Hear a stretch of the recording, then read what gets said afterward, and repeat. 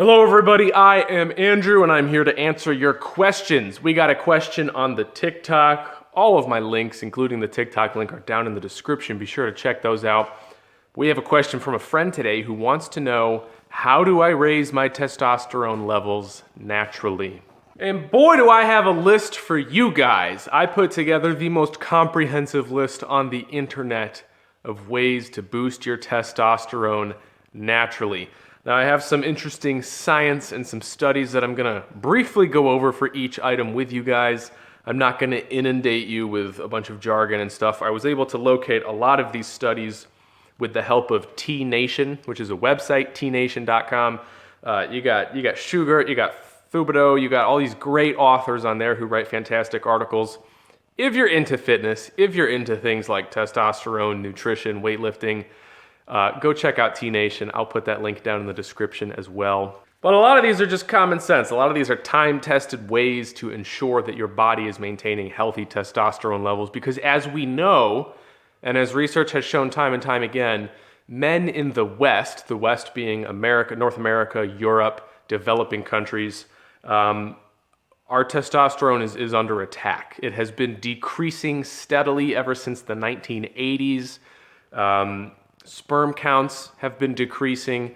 There's an increase in the use of testosterone replacement therapy, an increase in the symptoms of low testosterone, which is depression, anxiety, low sex drive, erectile dysfunction, all kinds of things like that. We know that there are some problems. So this issue becomes very pressing for those of us who are hitting our late 20s, 30s, 40s, 50s. This becomes more and more relevant. And even if you're a young guy watching this, this is important for you. Start paying attention to your testosterone levels. Start paying attention to the way that you feel. And before you go do anything rash or irresponsible to try to raise your testosterone levels or perform better in the gym, make sure you're maximizing these things first, because even if you are going to go do something rash, maximizing these natural ways before you do that will ensure that you end up getting the most out of whatever you choose to do later in your life, and that is totally your decision. No judgment here. So without further ado, let's dive into this list. The most important things that you need to know about raising testosterone, right, are the basics, okay? And the basics are complex movements in the gym. I'm talking about compound movements: deadlift, bench press, squat, overhead press. Use weightlifting techniques that utilize the largest number of muscle groups all at once, okay? Bicep curls are wonderful. We love our glamour muscles, but you're only activating one or two muscles with an exercise like that, one or two major muscles. If you're doing something like a squat, you are activating almost every muscle in your body, almost every muscle in your lower body and your torso. That is going to increase the level of testosterone in your body, using more muscles all at once. Start your workouts with heavy compound movements and then do the bicep curls at the end. That's key number one. Key number two, increasing your volume. So a lot of this is going to have to do with your training goals, and not everyone is trying to be a bodybuilder, not everyone is trying to be a power lifter, but regardless, if you add more volume to your workouts, that has been shown in research to increase the level of testosterone in your body. So instead of doing 3 sets of 12 like every basic boy out there does, go do 6 sets of 5. 6 sets of 6. You know, there's no magic number. People, for some reason, they get hung up on 5x5, 3x12. Don't overthink that. Learn how to read your body. Do the number of reps that your body can handle. Push yourself close to failure for every set. And if you hit failure, try to do it on your last set or your second to last set, or both. But add volume. Don't be afraid to add more volume. Cut your rest periods in half, right? Decrease the number of reps per set and really try to stretch out the amount of time that you are stressing these large muscle groups. And this plays into bullet point number 3, which is intensity. Increase the intensity in your workout. It's really no wonder that if you push yourself harder during your workouts, you're going to increase your testosterone levels, right? You know, you can think about this however you want. I like to think about it as be manly. Be manly in the gym. Be a warrior. Go out there and push yourself as hard as you possibly can. You can increase the intensity of your workouts by doing a couple different things. You can increase the load, the amount of weight that you're lifting. You can make the movements more complex, right? Olympic lifts are a little bit more dangerous. Practice them first. Make sure you're good at them. Compound movements, okay? Decrease your rest intervals.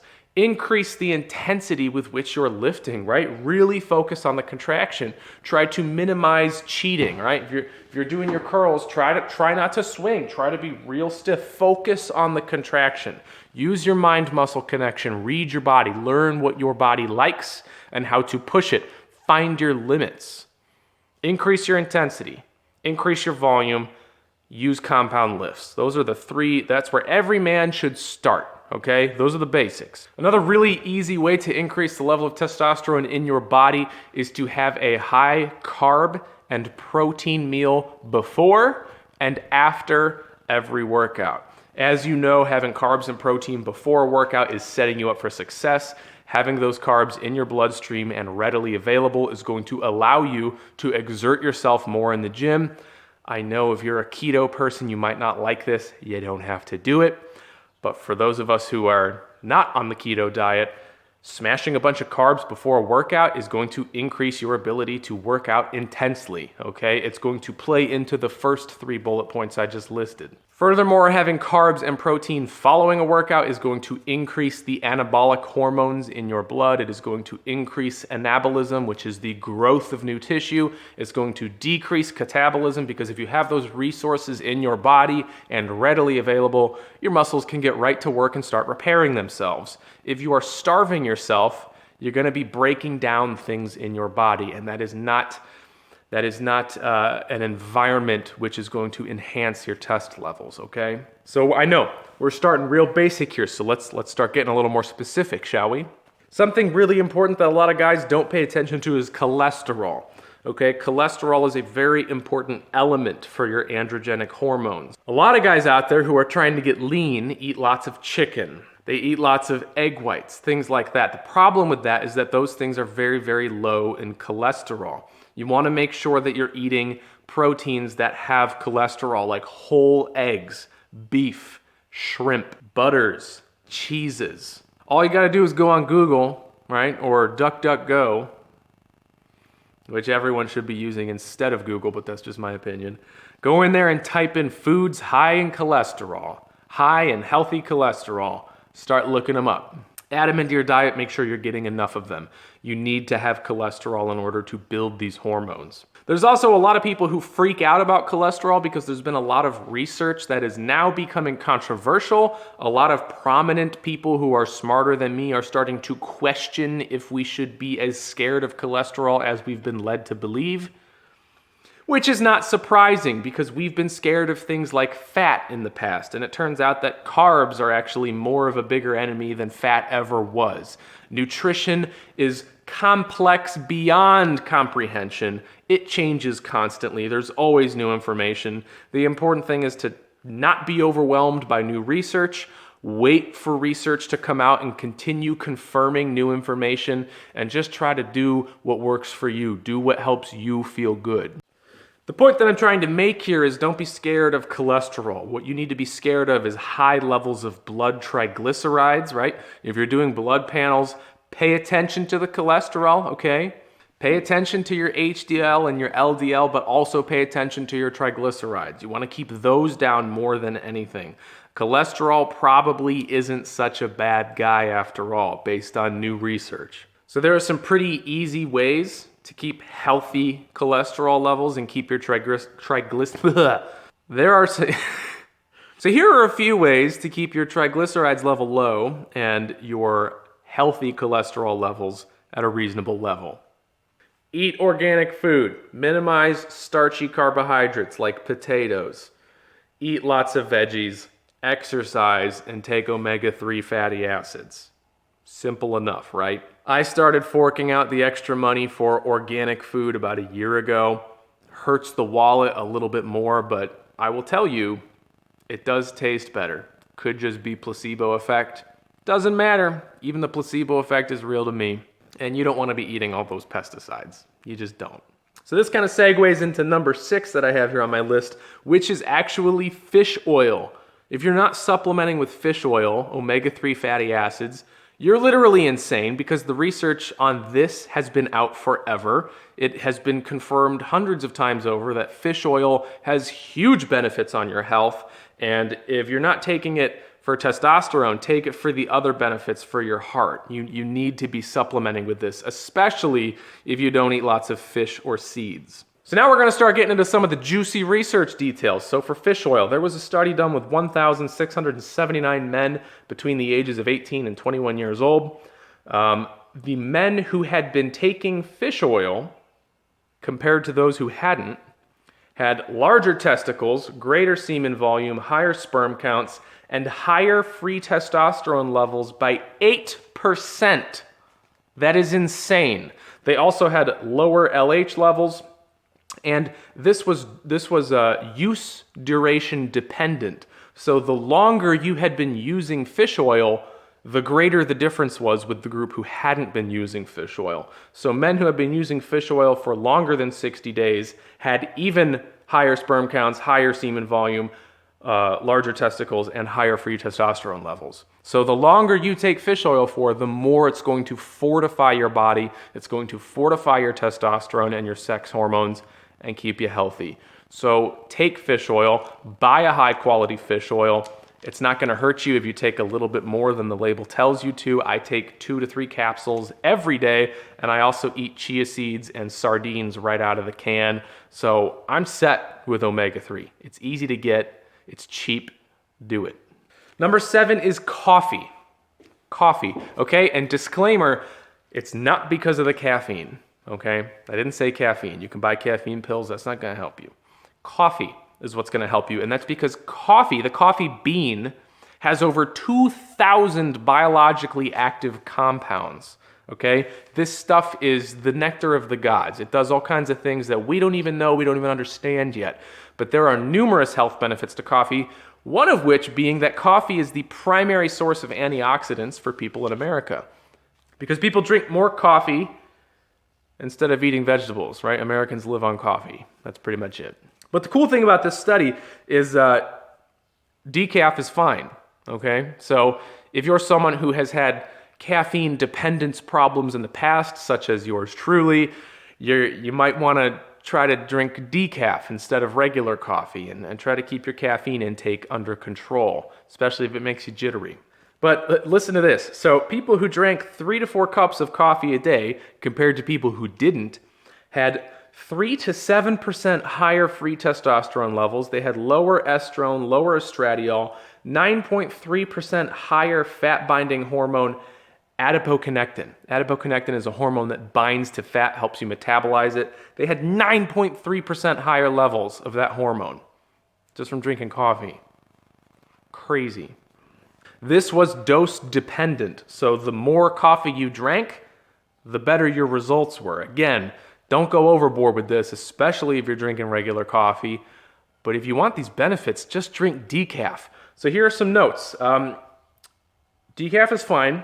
Avoid dark roast, because dark roast, that process of dark roasting the coffee actually destroys some of these compounds. So go for a light or medium roast if possible. Has higher levels of chlorogenic acid, which is one of the compounds that's going to help improve the androgenic hormones.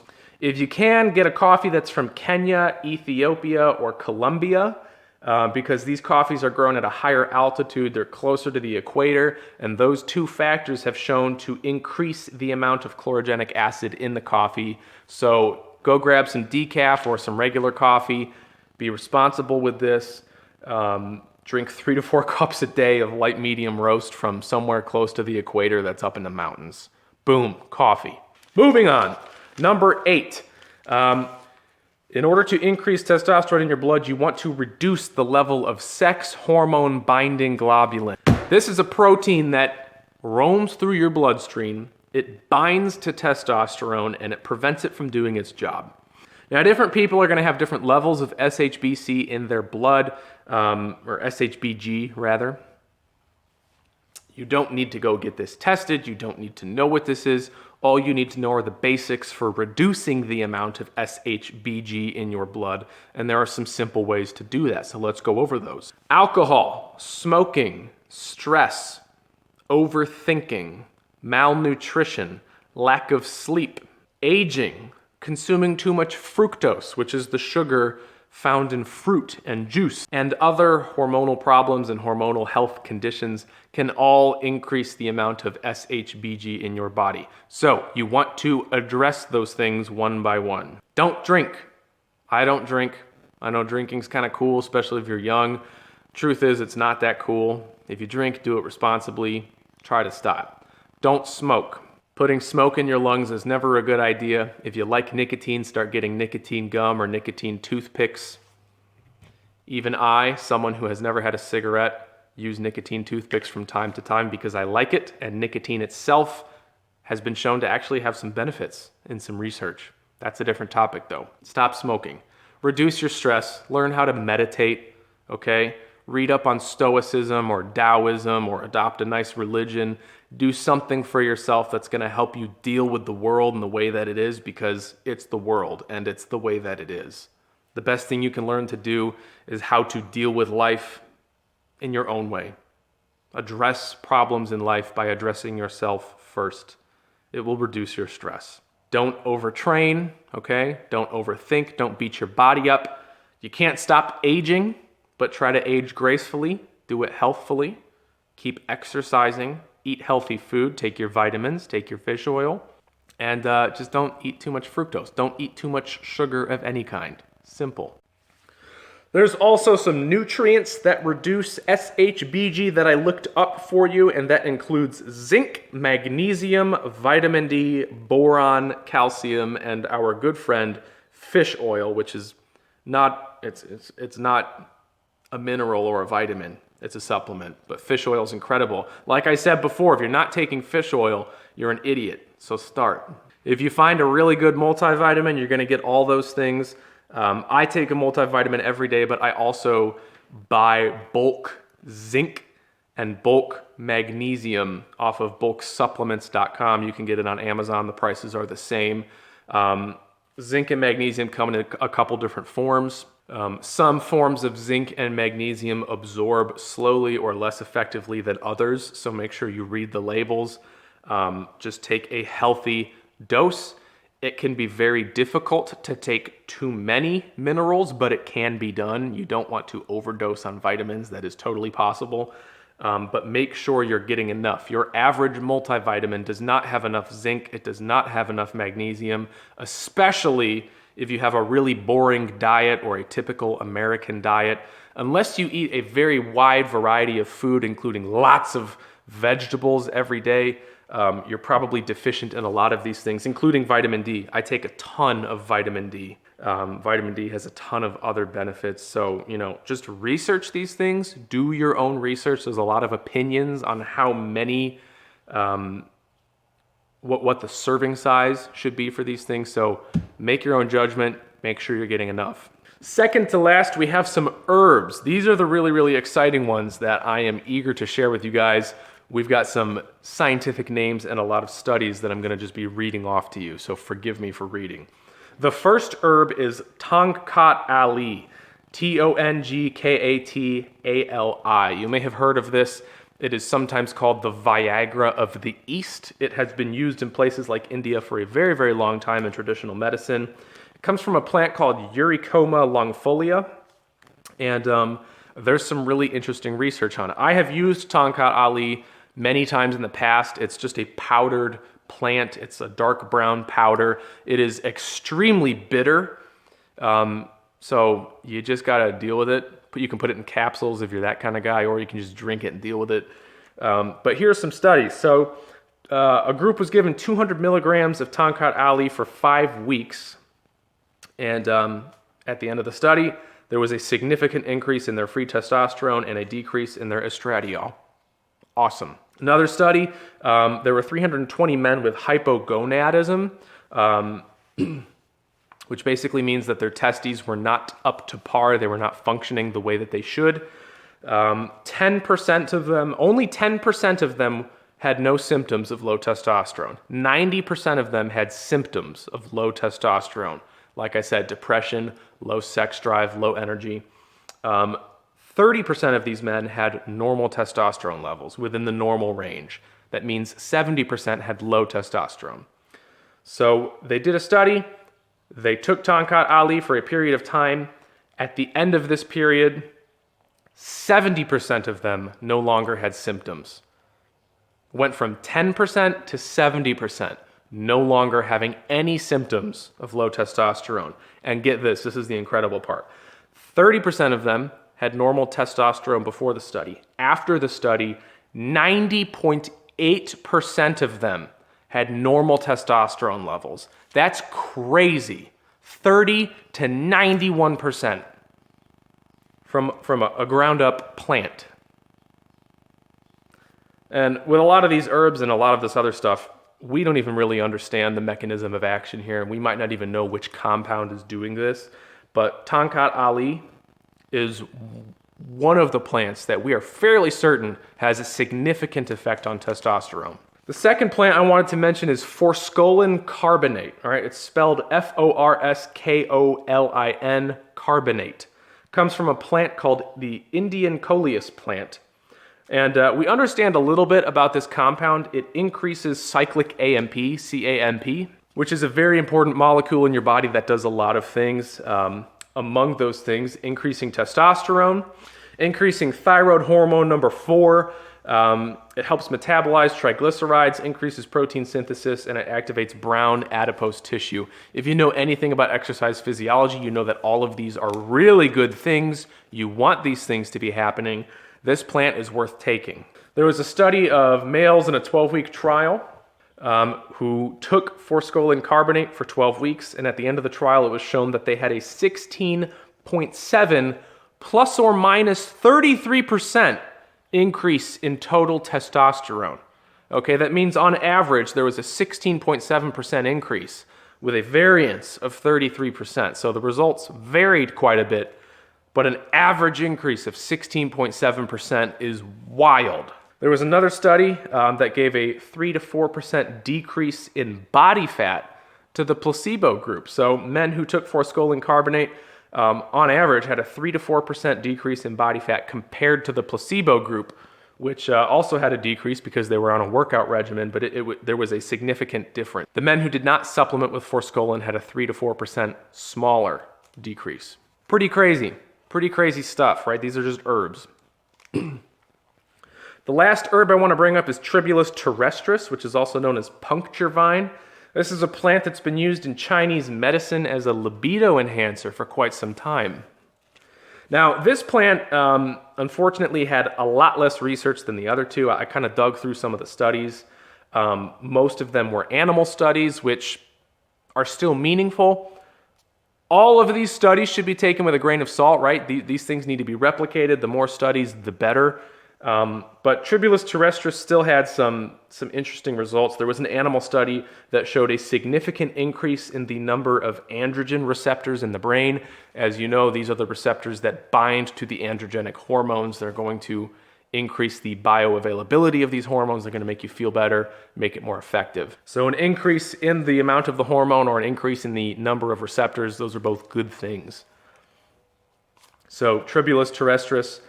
You can get all 3 of these herbs on Amazon. You can get 2 of them on bulk supplements.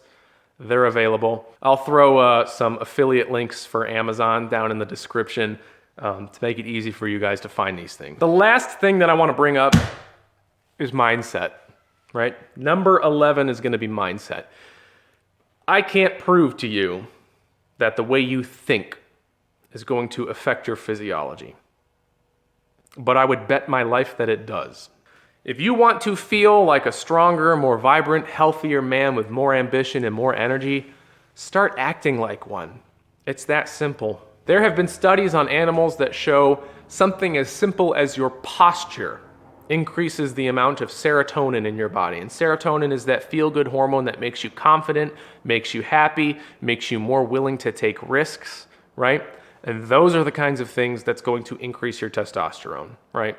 Because the harder you work in life, The more you do, the harder you go in the gym, the more dedicated you are to your goals, the better you're going to feel. The healthier you're going to be, the healthier your body's going to feel, right?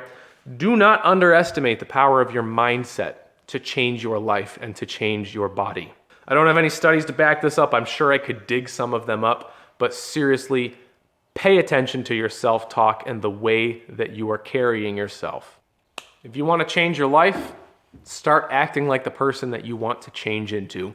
It's going to feel very weird at first. Might feel stupid sometimes, but I promise the more you do it, the more effort you put into it, and as long as you show dedication and consistency, things will start to change, and it has a snowball effect, okay?